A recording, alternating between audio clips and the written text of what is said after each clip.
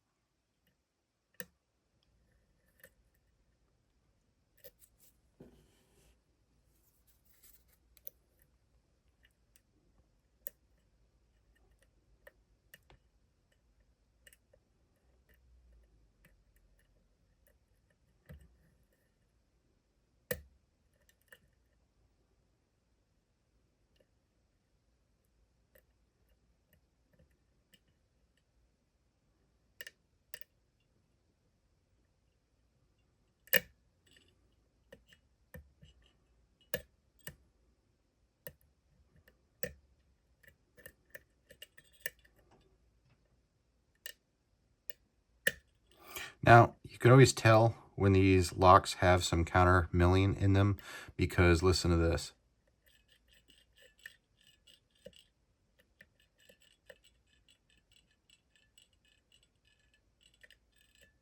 That's the spring scraping along the counter milling that somebody puts in the plug. So that's usually the first guess that you're in for a rough ride.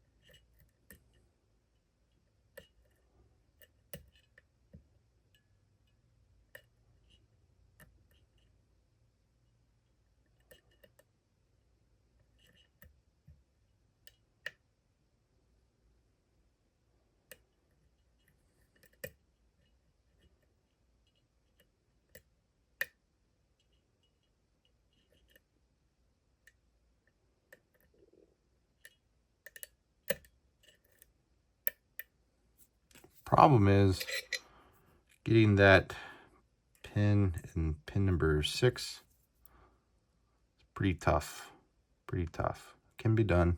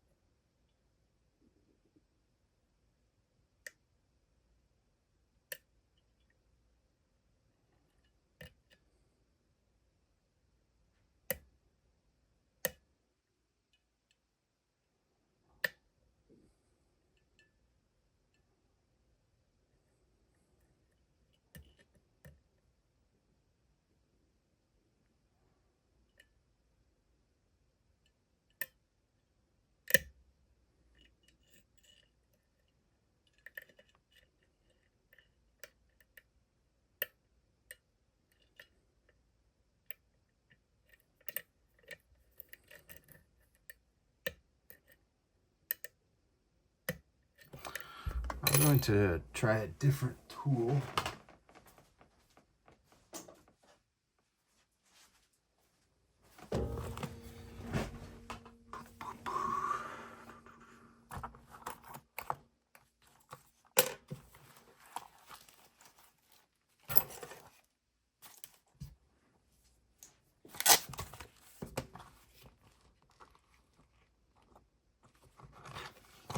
And that is a Peterson lifter hook in 15 thou. Very similar to a monkey paw.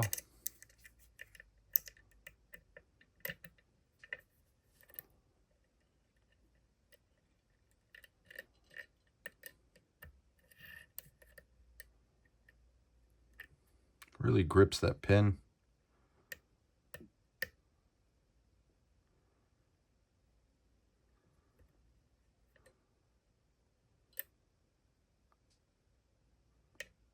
That's weird. That pin doesn't want to move. Okay. That was weird. That pin was just stuck.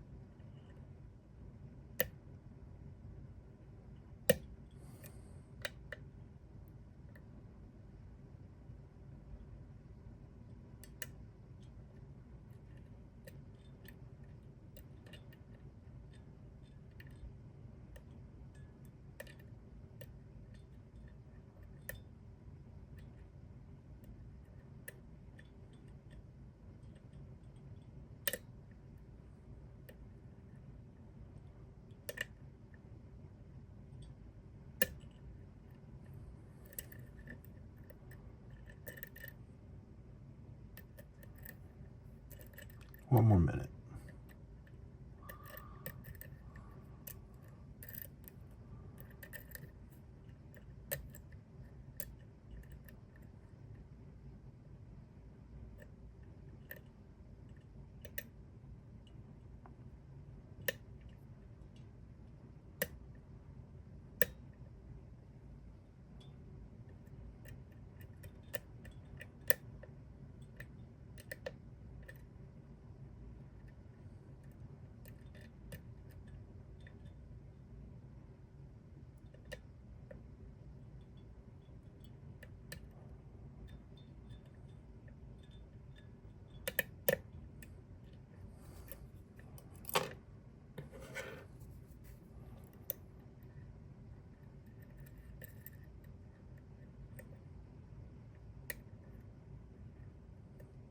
That's time. I'm in a bit of a false set here, trying to see if there's anything else I can do before I throw in the towel.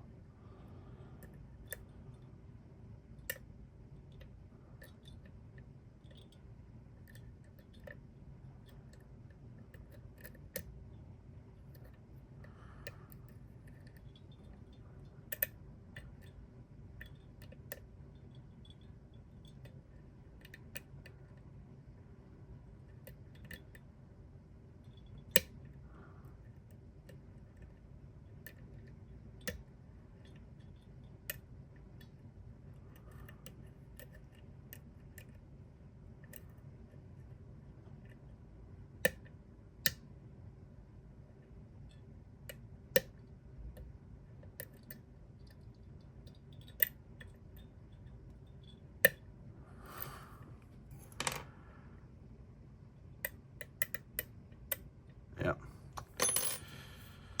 All right, locked and loaded in Las Vegas. You made a really great lock. Do me a favor, don't send me any more. I kid. Oh, man. All right, let's see what's in this devil.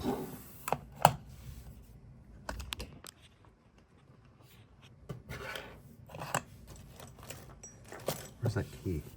Oh, there we go.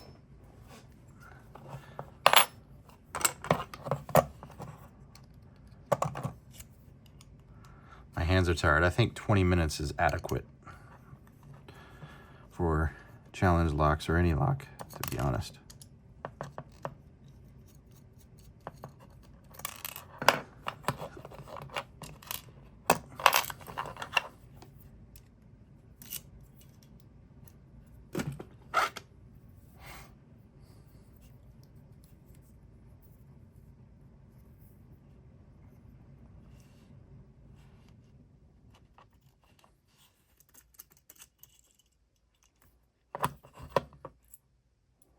All right, so we have 5 pins. Pin 1, pin 2, 3, 4, 5. Let's take a look at this driver stack first.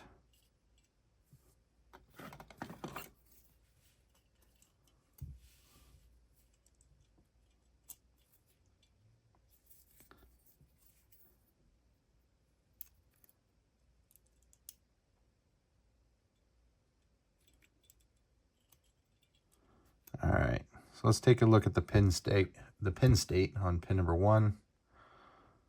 We have a spool or a gin spool. We have a gin spool. Right there. Now I'll zoom in on all this. Gin spool on 1. We have a serrated driver pin on 2.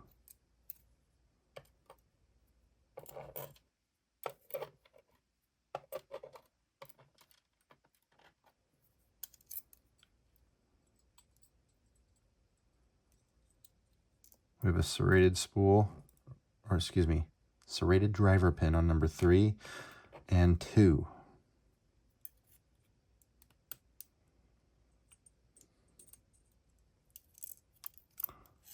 We have a gin spool on 4.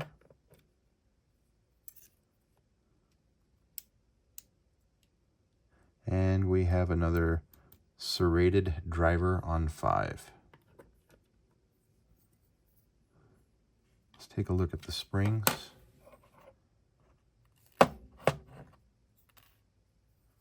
Springs have not been modified.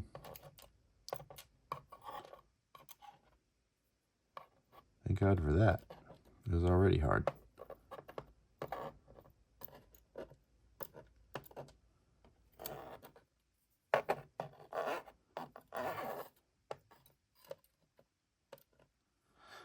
Okay, let's take a look at this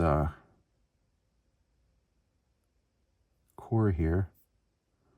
Doesn't look like anything was modified in the core. Let's take a look at, yep. So we have serrations in 2, 3, and 4.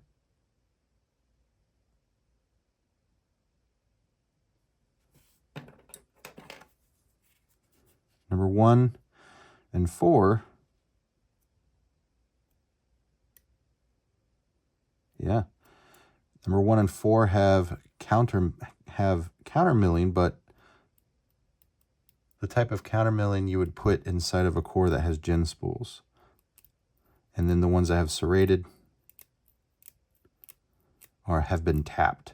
So these one have been counterbored and these have been counter milled. So counter milling is when you use a tap and you tap into this and you give it threads, and that interacts with this, the serrated driver pins. But this counter boring here is when you use a Dremel tool and you drill out on the inside of this, and that's what catches the lip of these gin spools. Honestly, that basically makes this, you know, somewhere between a purple and a brown belt level, or excuse me, purple and a black belt level lock. Very difficult. High security for sure. Good job. I promise you, I'm not overly upset that I couldn't pick this lock. I promise.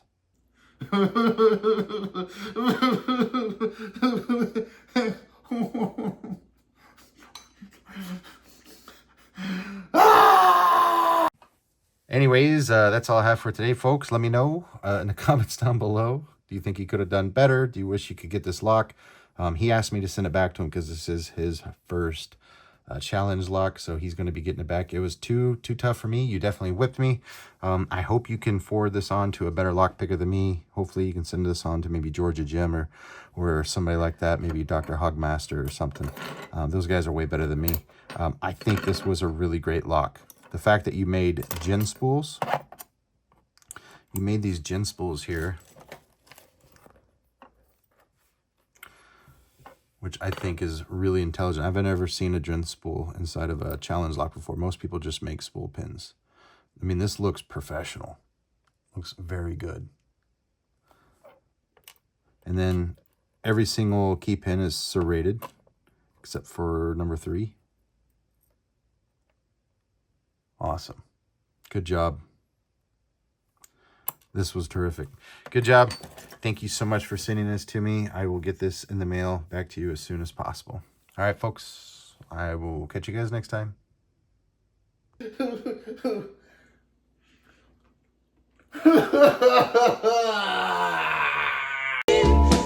Sandman.